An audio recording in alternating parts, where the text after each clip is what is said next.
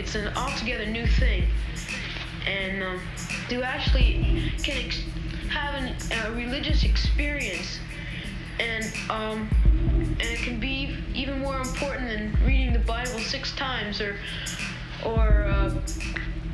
becoming a pope or something like that, you know. Something like that, you